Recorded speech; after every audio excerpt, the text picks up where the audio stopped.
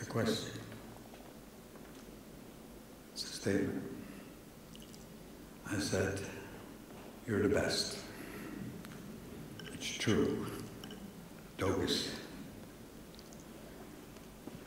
I'm going to begin my discussion here with, of course, the acknowledgments, which is so important in a time like this. And the organizers of this event, Urban Agriculture Summit 2013. I remember way back during the 80s where people weren't sure there was going to be a 2013, if you remember. And of course, here it is. And the delegation that comes from Onondaga, Tadadaho, Chief Sid Hill, who was here, that opened up the event. He is the spiritual leader of the Haudenosaunee. He is the head chief of the Six Nation Iroquois Confederacy. Carries a great weight for a young man. Nevertheless, he's doing very well. Accompanying him is Sokogahan, Chief Vincent Johnson, Eel Clan. He's been sitting there a good many years now. We've traveled many places and worked together, and I'm so happy he's here. Myself, Joy Quiscom. I'm a faith keeper of the Turtle Clan, and sit on the Council of Chiefs, and been sitting on that council since 1965. So I've seen a great deal, seen changes, amazing changes from my childhood, when a car was a major event, just to see one, much less ride in one. It was horse and wagons in those days. Knew how to hitch a horse, plow a field. And then, of course, within my lifetime, seeing what is occurring, not the least of which is Planagon. So often we predict and often we think about the future, but I don't think any of us really know what tomorrow will bring. Tomorrow, you think you know. Big surprises always await us. So our people, our delegation here, we want to bring greetings. We want to bring greetings to the people of Sweden with great respect to the royal family. And we bring greetings to the Honorable and most gracious Elizabeth Nielsen, Governor of Östergötland. Tough. Well, you heard our language, your language is just as tough. And then the Honorable Paul Lindvall, Mayor, a lot of spirit and a lot of fight, like that, looking ahead. And then, of course, to you, the delegates coming here to this event, and to learn. And I'm always so impressed when I hear the knowledge that people have and are willing to share and work for the common good. what brings us here, and what brought me here originally, some back in 1987, I think, when I first came.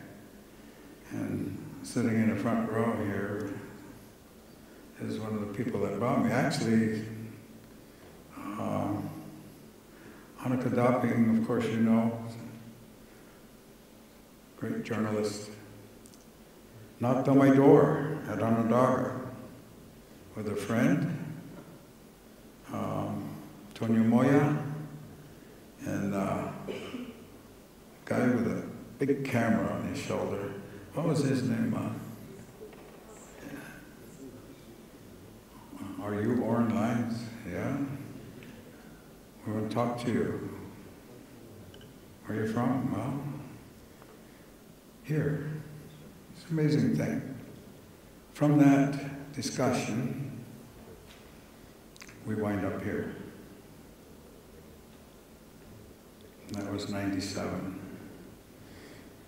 And we had a kind of a symbiotic relationship. What I found out about Sweden was your thinking was similar to ours, as it relate to the woods and it relate to the fields and relate to nature.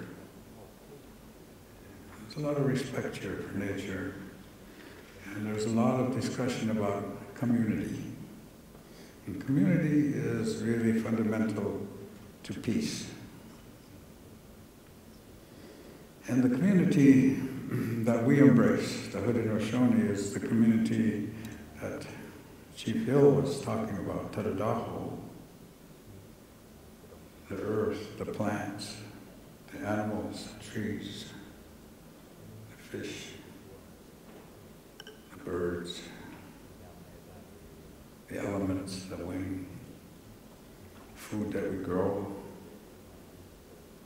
the sun, the moon, the stars, and beyond. That's our community. It's an extensive community. Question I present to you to be thinking about, answers to: how do we educate 7 billion people to their relationship to the earth? The respect that goes with that relationship. The earth we call Mother, or Mother. Pretty common. Other cultures I've heard the same thing. But it is true. Life comes from the earth, all life. And respect must go, the same respect you have for who governs your life. And so we're gathered here now to work on a problem of survival. Many years ago,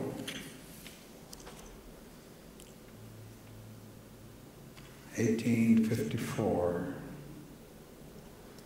could be 1856, there was a treaty meeting in Seattle, Washington, state of Washington, on the West Coast. And the leader was there. And that was his name, Seattle. And they had an agreement with a new government that was coming.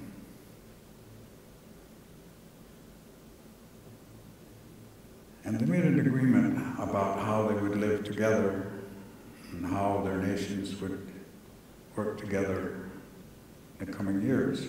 And there was a big celebration. But Seattle was sitting quiet. He wasn't celebrating, he was just sitting there. And finally, one of the people came over and they said, "We're not celebrating.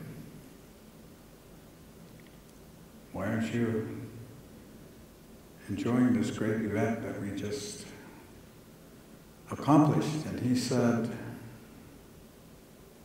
I'm wondering whether your children will remember the promises to our children that you made today. He was looking ahead, and that's what he was wondering. A promise, a treaty, an agreement. What's it worth? What is it worth? The word. In North America, prior to the landfall of Columbus, pretty nice place. Pretty nice place to be living. Probably something like Sweden long ago. People living there, indigenous people. People who have been there for millennia. Knew the place, knew the plants, knew the trees, had names for everything.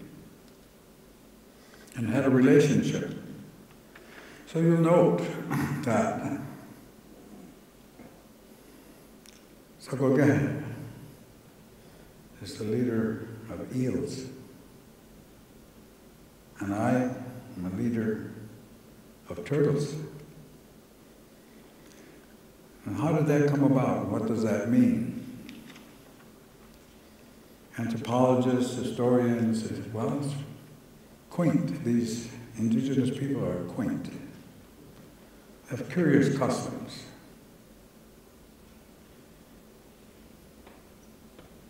I'm borrowed from another clan. They borrowed me from the wolf clan. I'm a wolf. My family is a wolf. My mother was a wolf, her mother was a wolf.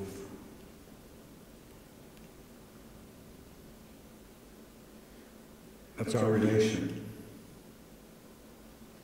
And so we're reminded every day that we're awake, that we are related. That's what the clan is for. That's to remind you and remind our people. That's our relation. Our relation demands respect. And with respect, cooperation, a cycle, a good life. And it is quaint. Navajos and Hopis.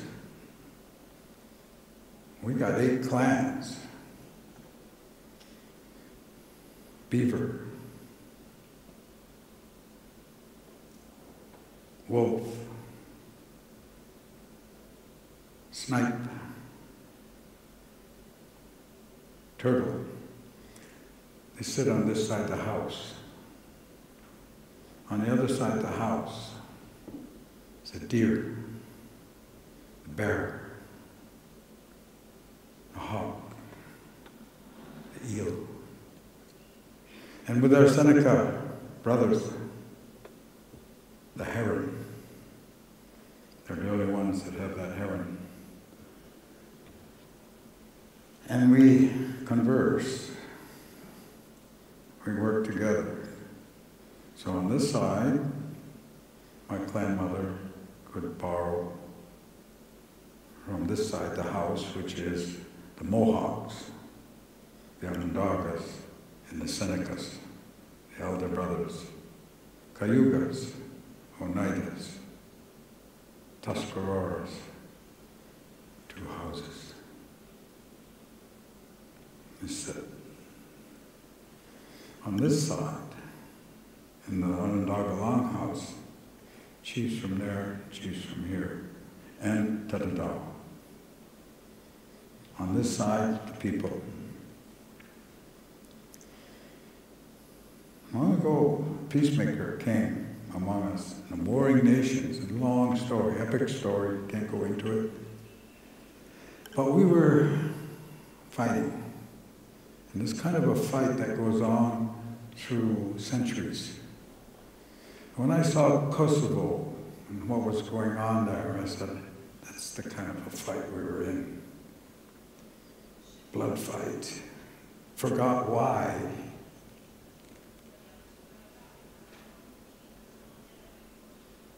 I said, that's the kind of fight. Peacemaker came, brought peace, made us united. The Haudenosaunee, people of the Longhouse. We're still here. We still carry those principles the best that we can do. And we found friends here in Sweden. We found like-minded people. They talked about community. They talked about working together. And I remember from the train, going from Katarina home to Stockholm, going through villages at night, and I could see that there's a meeting house and the people were in there meeting, and it was 9 and 10 o'clock at night, and I knew what they were talking about. They were a community. And I said, that's good. It made me feel good. People in a group.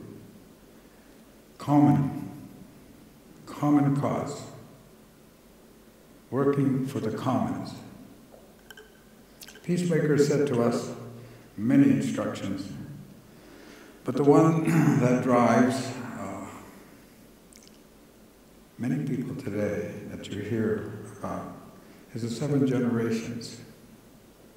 When he was instructing our leaders after he had brought us together and he had set the women he said, are mothers. The earth is female, therefore the women are in charge of the earth. And water is life. Men in charge of fire.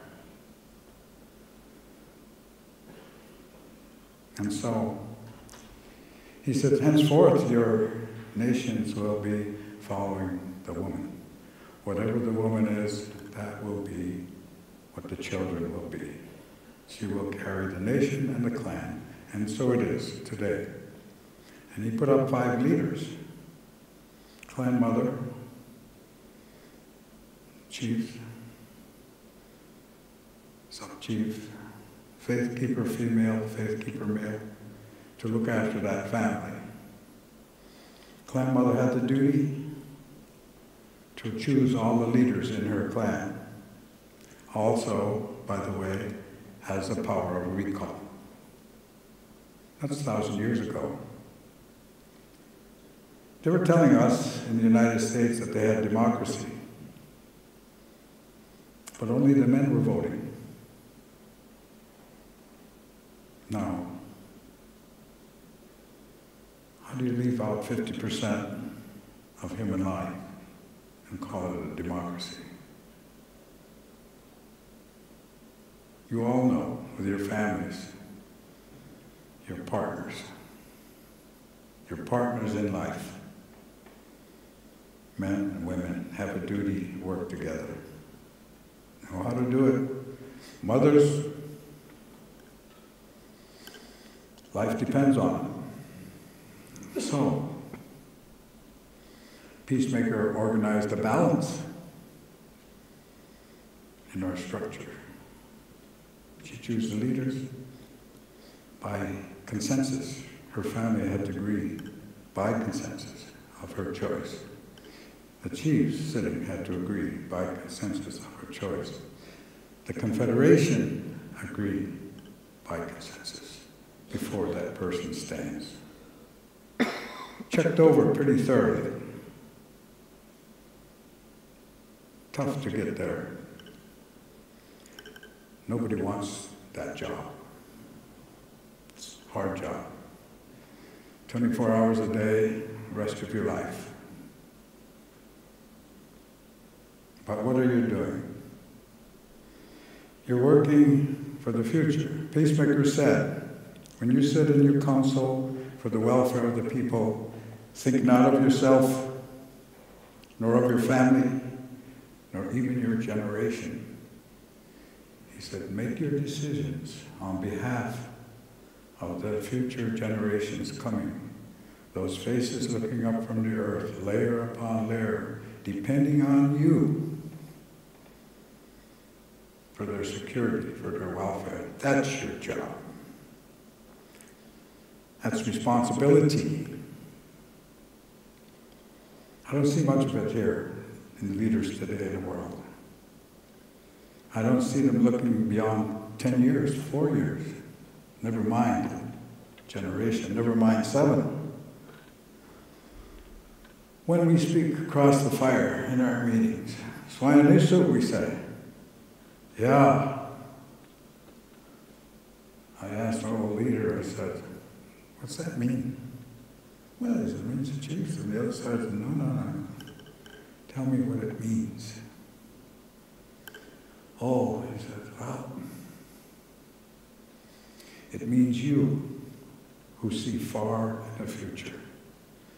So when we speak across the fire and we announce Swayanisu, we're reminding you who see far in the future. This is your job. This is your perspective. And so we have survived a lot. There's a whole history about our democratic process, about Benjamin Franklin, about the Constitution of the United States. We were there every step of the way. We're still here. And what is it that we find? Well, we find allies here, friends. And what is the cause? It's a common cause for the future. It's this thing called Pentagon, which, when we began this discussion, had no idea what was going to transpire. And even now, as we sit here, it's evolving. But it's for the common good. And it's happening here, and it's happening now. Lynch, you're the first. You'll always be the first. There's only one first. You're it. Congratulations. We're going to work hard on this thing. We're going to make it work. It's complex. You're going to run across problems. That's why you have a council. There'll be great victories. But in time, people will remember Linköping, where it started. But is that where it started? Because our CEO, Hans, who really is the brains of all of this, was inspired by those words of the 7th generation. And so in the development of this whole process, we gave 10% of the corporation back to the world to do good. So how do you teach? The best teacher is example. So we set an example now. Can we get corporations to give at least 10% back to the world? If all the corporations in the world did that, we wouldn't have a problem, would we? Sharing, it's called. So when our leaders sat there and they said, how should we say this to the people? And they thought. And they came up with an agreement. It was called one dish, one spoon. One dish, one spoon. And the other words that go with that is, nobody owns the woods, but everybody is responsible. Now you put those two together, you're going to get a better life. So that's what we saw here. We saw this here. People were living in a sharing mood, knew how to do it,